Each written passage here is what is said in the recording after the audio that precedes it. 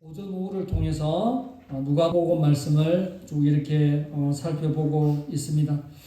누가복음에 보면 기도에 대한 비유가 3개 나와 있습니다.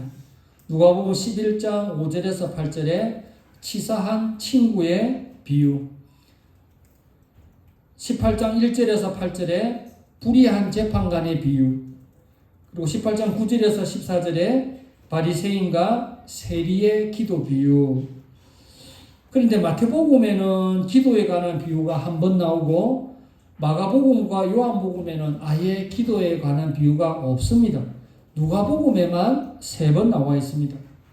그래서 누가는 다른 복음서 기자들보다 기도에 대해서 좀 더 관심이 많았다라는 것을 알 수가 있습니다. 몇 가지 예를 들어보면 다른 복음서에서는 예수님께서 세례를 받으시고 올라오실 때 성령이 임하신 것으로 나와 있는데 누가는 세례를 받으시고 올라오셔서 기도할 때 성령이 임했다고 기록합니다. 누가복음 3장 21절에 예수도 세례를 받으시고 기도하실 때에 하늘이 열리고 성령이 비둘기 같은 형체로 그의 위에 강림하시리니. 또 다른 복음서 기자들과 달리 누가는 예수님께서 제자들을 선택하시기 전에 밤을 새워 기도하시고 나서 제자들을 선택했다 나옵니다. 누가복음 6장 12절에 이때에 예수께서 기도하시러 산으로 가사 밤이 새도록 기도하시고 밝음에 그 제자들을 부르사. 또 다른 복음서에서는 예수님께서 변화산에서 변화된 모습을 보여주시기 위해서 산에 올라간 것을 기록한 그 장면에서 누가는 갑자기 변화된 것이 아니라 기도할 때에 변화되었다 이렇게 강조를 합니다.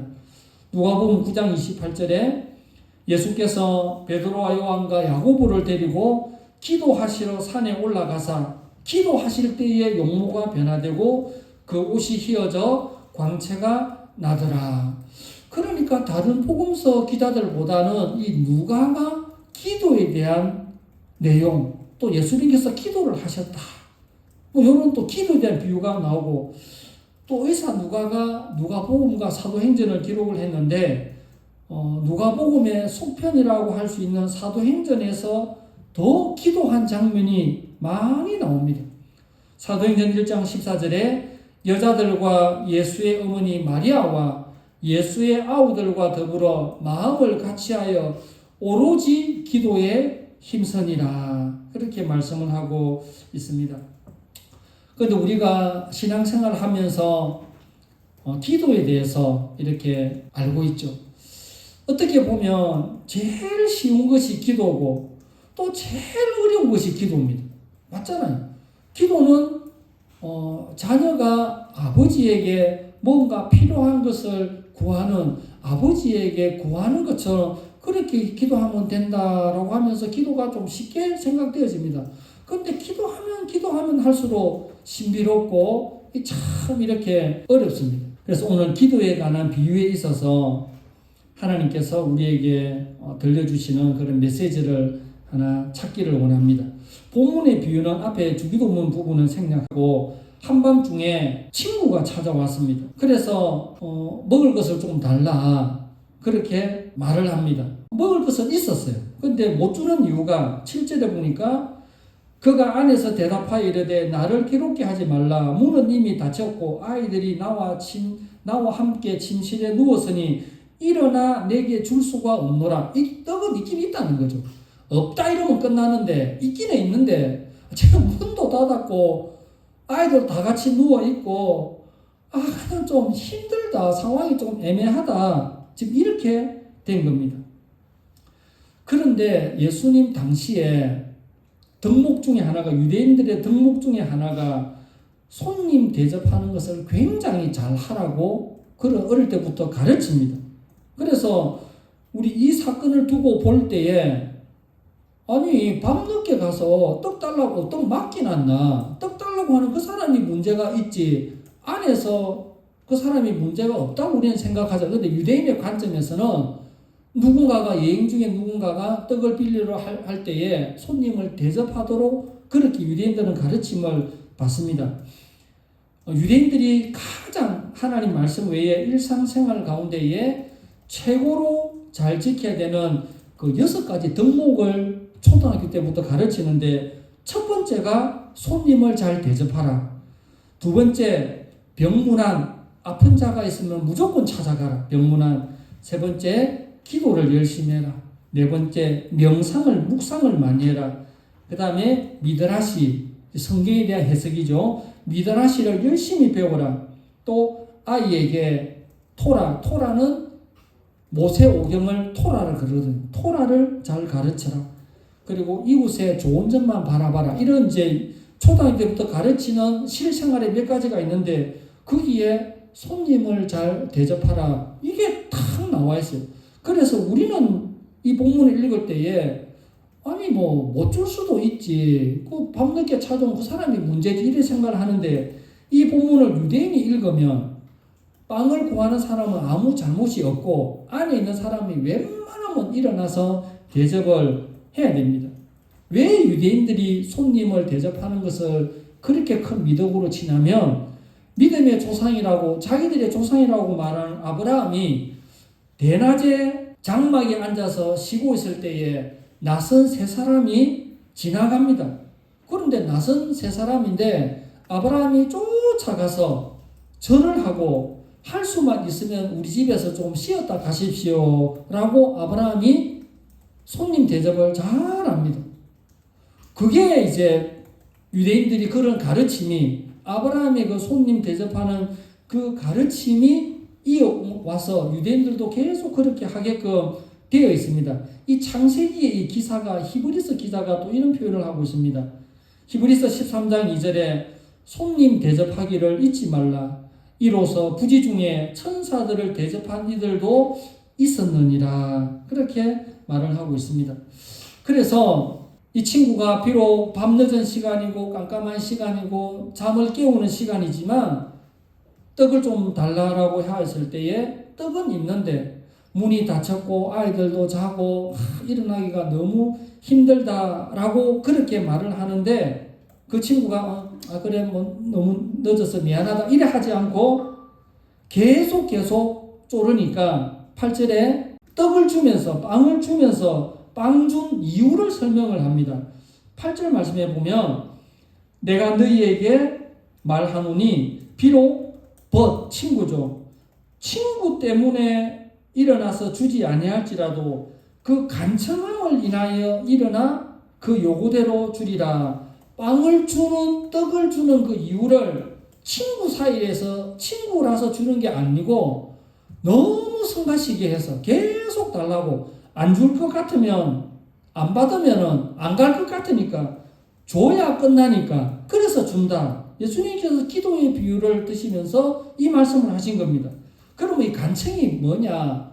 간절하게 청한다. 우리말로는 그렇지만 실제로는 뻔뻔하답니다. 뻔뻔하다. 얼굴이 두껍다. 부끄러움을 모른다. 귀찮아 죽겠다. 이런 뜻입니다. 즉 우리가 기도의 응답을 받기 위해서는 하나님께서 당장 그 기도의 응답을 하지 않더라도 계속 우리가 하나님 앞에 기도를 함으로써 하나님 입장에서 귀찮아 죽겠네, 끝이 없네, 그 기도를 들어줘야만 끝나겠네, 이런 식으로 계속 기도하라는 가르침을 예수님께서 들려주고 있는 것입니다. 우리가 하나님 앞에 기도할 때에 계속하고 뻔뻔스럽게 하고 하나님을 성가시게 하고, 이 정도로 우리가 기도를 하고 있습니까? 우리가 며칠 기도해보고 아니다 싶을 때에 내 스스로 그렇지, 이 기도는 좀 안 되겠지, 이거는 좀 어렵겠지 하고 내 스스로 접는 경우가 있습니다.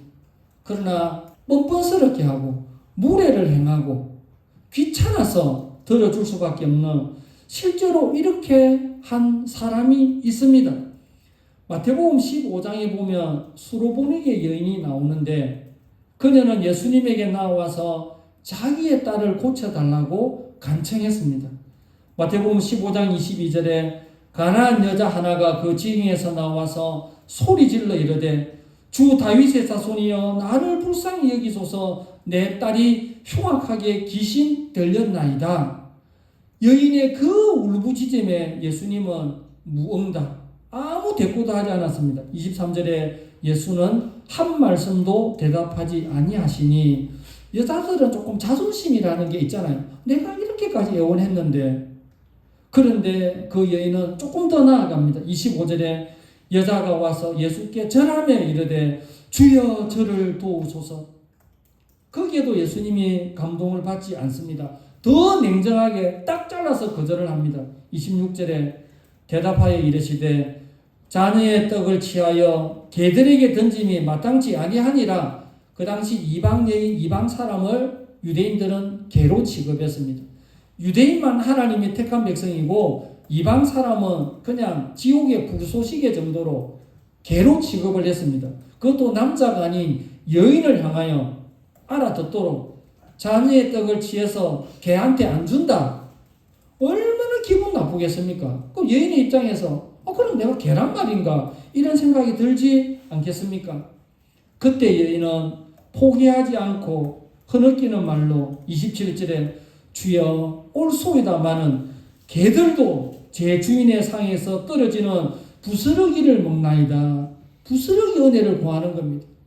개들도 먹지 않습니까? 개들도 주인이 먹고 남은 것도 먹지 않습니까? 한 3번 거절했지 않습니까? 예수님께서.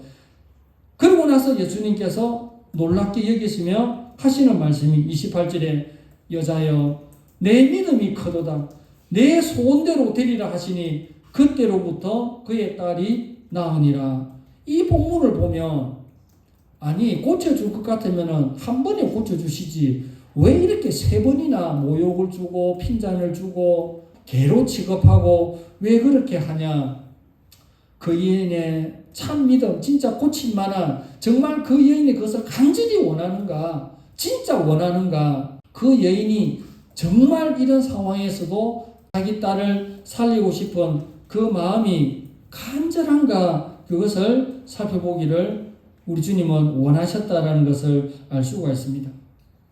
우리 주님께서 기도에 대해서 하시는 말씀 중에 누가복음 18장 1절에 예수께서 그들에게 항상 기도하고 낙심하지 말아야 할 것을 비유로 말씀하여 이르시되, 이런 구절이 나옵니다. 여러분 잘 들어보세요. 기도하고 낙심하지 말아야 할 것을 비유로 말씀하신다. 이 말이 뭡니까? 기도를 하지만 낙심할 일이 많이 생긴다는 겁니다. 나는 아무리 기도도 그게 응답이 안 된다는 겁니다.